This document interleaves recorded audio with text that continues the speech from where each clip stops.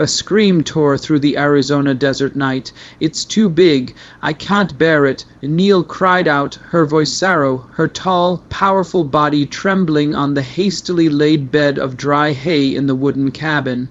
Sweat and tears mingled as they streamed down the strained muscles of a once fearless Apache warrior. Now that very body was betraying her. Jack Harland knelt behind her, holding Neol tightly, as if letting go for even a second would cause her to shatter before his eyes. A farmer who had once faced sandstorms, droughts, and the death of his wife, but never had he felt this helpless. Outside, the desert wind howled through the old wooden planks. There were no neighbors, no town nearby, just a lone cabin, a terrified man and a woman fighting on the fragile edge between life and death. No one in the tribe had ever believed Neol could be a mother. They said her body was too big, too strong, too different. Those whispers had followed her all through her youth until the day the tribe turned their backs on her, calling her a mistake of nature. Jack had once thought their marriage was nothing more than a deal. A widowed man who needed strong hands on his ranch. A rejected woman in need of a roof over her head. No love, no children, no strings attached. But now, in the midst of Neo's agonized groans and gasping breaths, Jack realized a cruel truth. One single night of weakness had pushed the strongest woman he had ever known to the brink, and if Neol did not make it through this night, he would have to live the rest of his life with a question that would never have an answer. Was this late blooming love worth the price of her life? Before that scream tore through the night, Neol had grown used to living in silence. She was raised among the Apache tribe with a body that stood out taller than most men, broad-shouldered and limbs built like they were meant for war. While the other girls learned to dance, to weave, and dreamed of families, Neol learned to ride horses through sandstorms and haul the carcasses of game animals that weighed twice as much as she did. At first, the tribe took pride in that strength. But as Neol reached the age of motherhood, the way people looked at her began to change. The tribal healer shook his head. Then came the white doctor brought in from a distant town.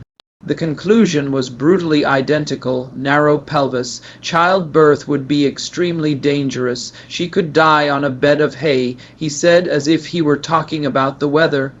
From that day on, Neol was no longer spoken of as a woman, just a warrior, unnecessary, a body too big to be a mother, too different to be accepted.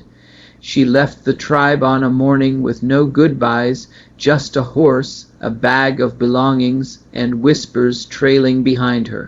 It was during those wandering days that Neol met Jack Harland. Jack was a widowed farmer living alone on the edge of Arizona. His wife had died giving birth to their first child, a wound that never truly healed. His ranch needed labor. He needed hands strong enough to battle the unforgiving land. Their first conversation was brief, cold, and to the point.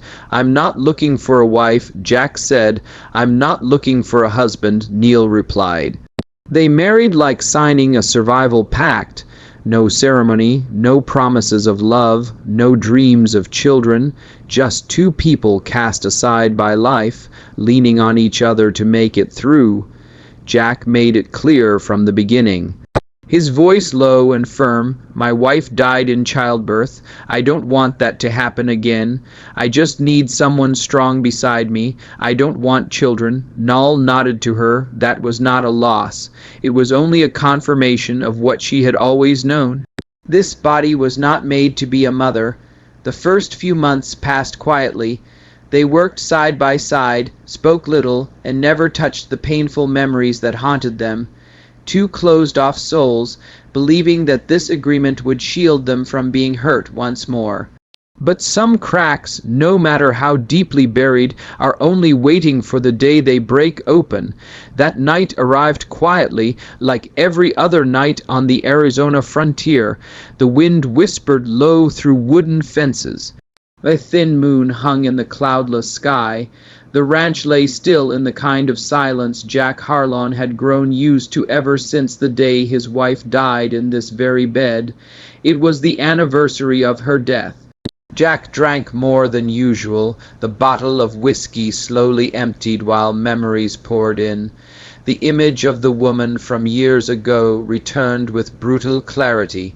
Cold hands, fading breath, and the sound of a newborn's cry that barely made it into the world before becoming the last thing she ever left behind. Neil sat across from him, quietly mending a torn sack. She could feel the weight of his pain, even though Jack had never spoken of it. The small room grew heavy with everything neither of them dared to say. Tonight, Jack finally spoke, his voice roughened by liquor. "Tonight I do not want to be alone."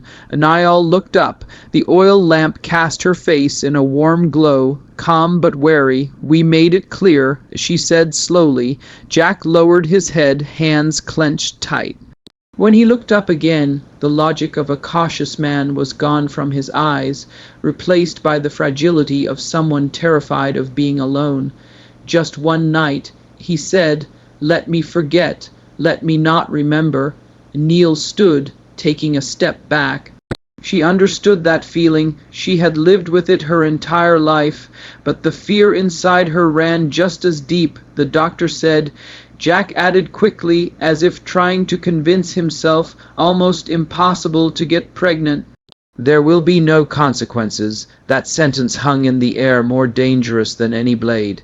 Neil was silent for a long time. The old whispers echoed in her mind, not meant to be a mother. Too big, too different. Maybe she thought they were right.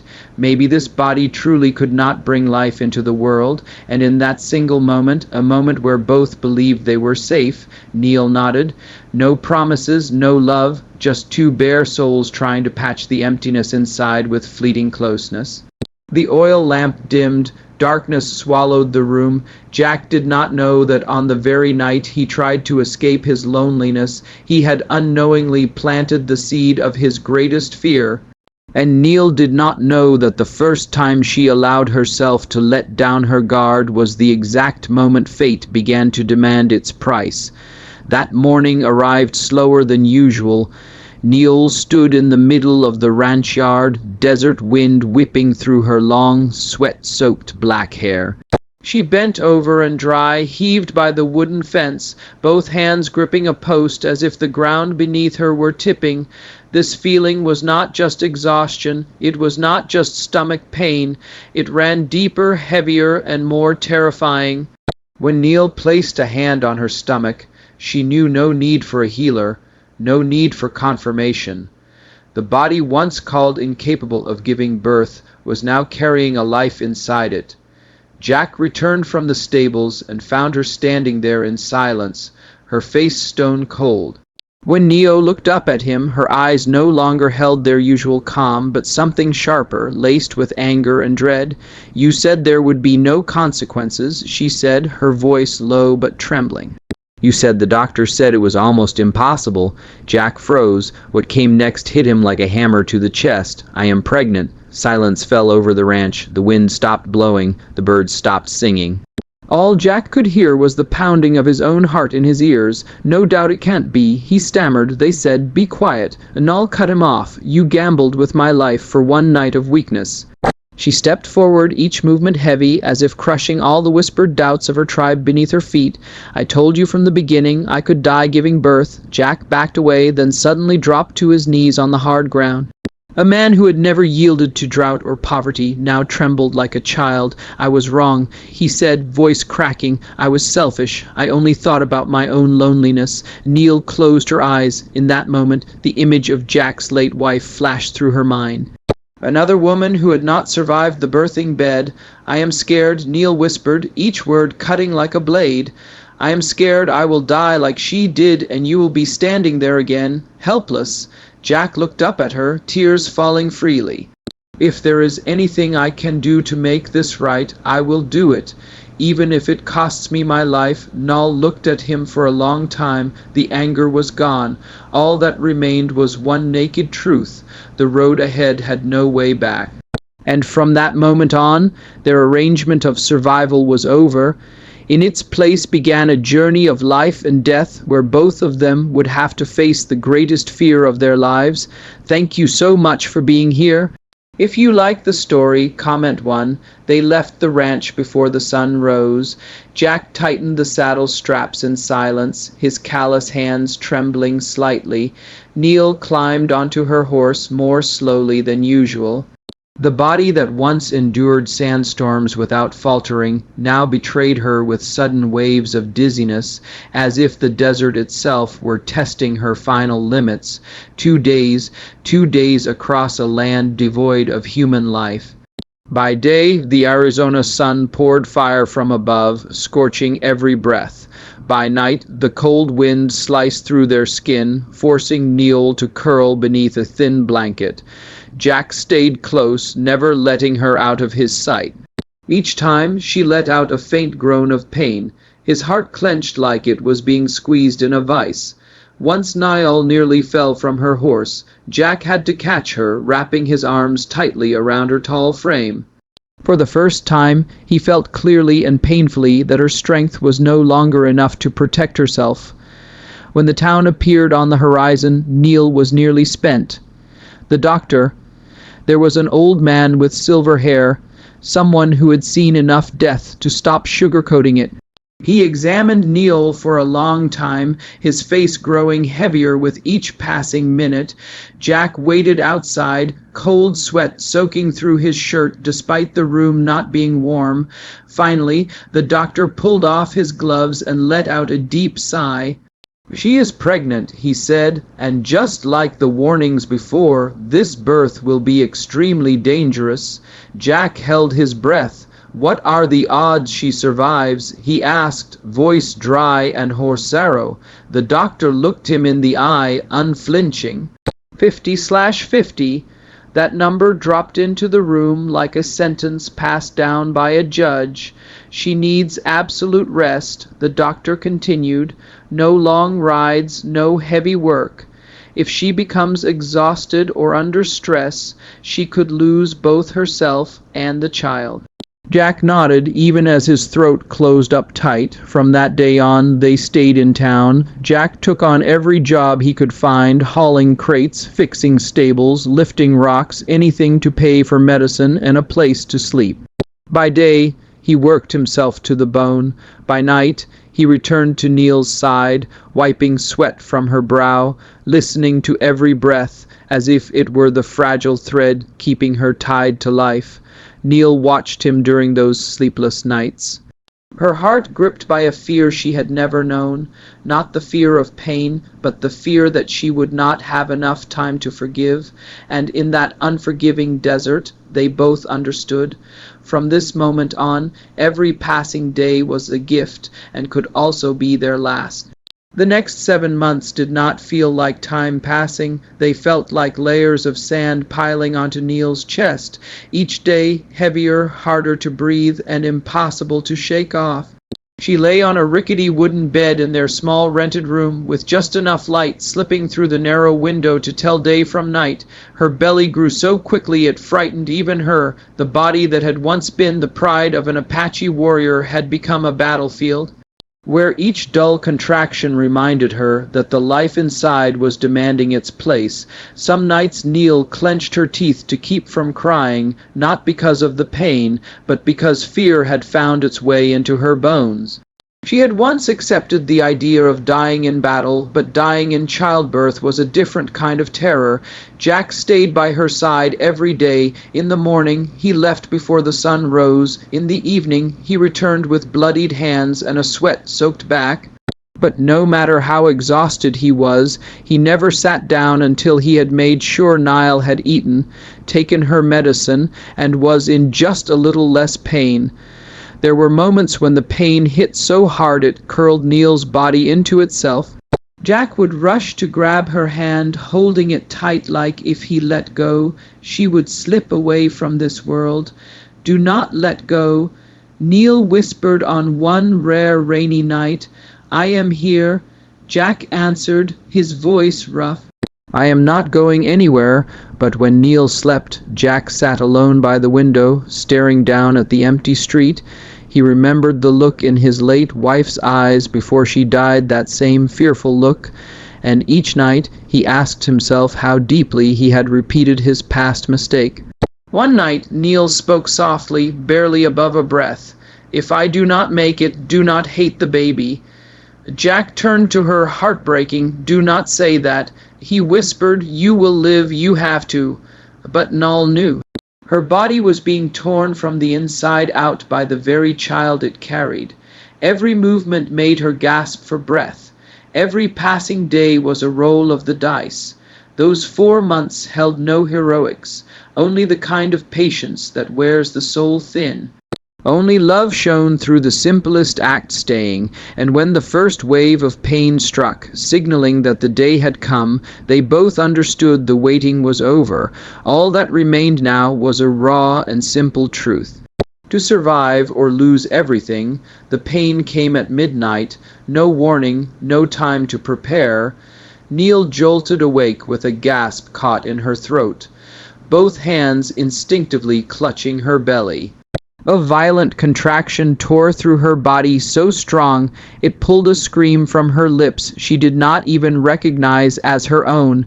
Jack woke instantly, catching only a glimpse of Neol's pale face under the flickering oil lamp. "It's time," she panted. "It's coming." There was no time to get her to a hospital. The doctor was called in the middle of the night, and the moment he stepped into the simple wooden cabin, he knew this birth would not be merciful. He motioned for Jack to lay down hay on the floor quickly, as fast as possible. Neol was helped to lie down. Her tall frame, once a symbol of Apache strength, now trembled under the relentless waves of pain.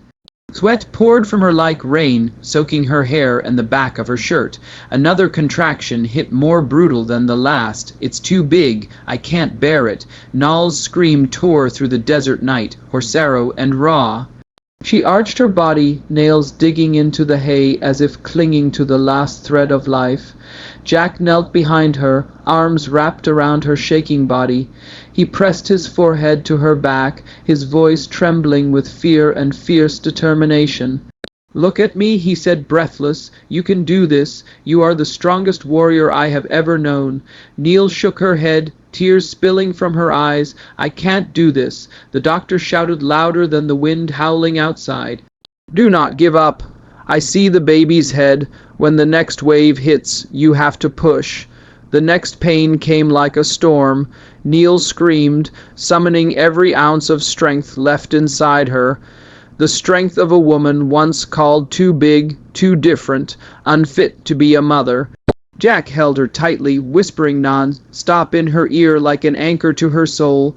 "Push, just one more time. You're almost there." The doctor yelled, "One more push." Neol squeezed her eyes shut. In that moment, all she could hear was her heartbeat and Jack's breath behind her.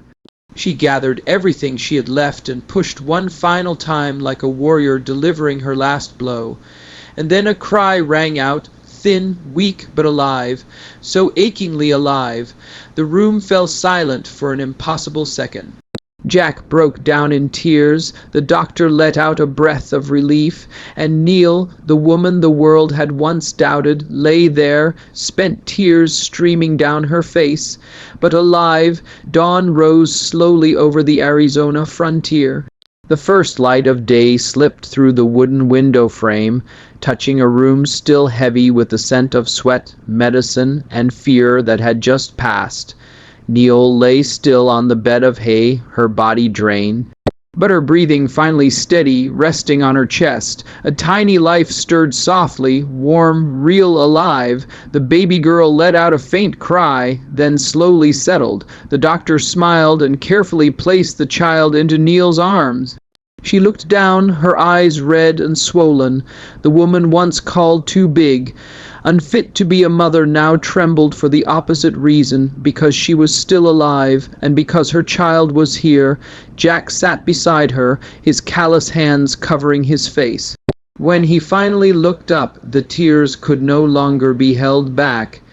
He reached out and gently touched the baby's soft black hair, as if afraid that even the slightest pressure might cause this moment to disappear. "She is healthy," the doctor said quietly. Both of them made it. Jack turned to Neol in the morning light. She was no longer the lone warrior of the desert, nor the woman cast aside by her people. She was a mother, exhausted, in pain, but standing after the storm. What should we name her? Jack asked, his voice breaking. Neol was silent for a moment, then whispered, Hope, hope. Hope that a body once doubted could do what no one believed possible. Hope that mistakes could be redeemed by staying, by responsibility, by love learned through pain. Hope that true strength is not never falling, but standing back up after. Believing there was nothing left to lose, Jack bowed his head and rested his forehead against Neol's hand. I will spend my entire life making up for my mistakes, he said, and becoming worthy of you and of her. Neol did not answer. She simply squeezed his hand just enough for Jack to understand that some forgiveness does not need to be spoken. Outside, the desert remained as harsh as ever, but inside that small wooden cabin, something had changed forever. A child named Hope had been born. A body once called too big, unfit to be a mother, had created a miracle. And sometimes the very place where others tell us we cannot is where life truly begins. My friend, the love between Neol and Jack did not grow from beautiful promises, but from fear, mistakes, and responsibility they could not run from. It was forged in a brutal desert where surviving each day demanded sweat, tears, and the courage to stay. They did not love each other because life was easy, but because when everything became its worst, they still chose not to let go, and perhaps that is the greatest truth this story leaves with us. Real love does not erase suffering, but it gives people the courage to walk through suffering together. In the end, I truly hope that all of you find peace and happiness wherever you may be. I love all of you, our dear Wild West storytelling audience. Please let me know how you feel about this story. Leave a comment right below. Type the number 1 if you enjoyed this story, and do not forget to subscribe to the channel for more dramatic Wild West stories coming.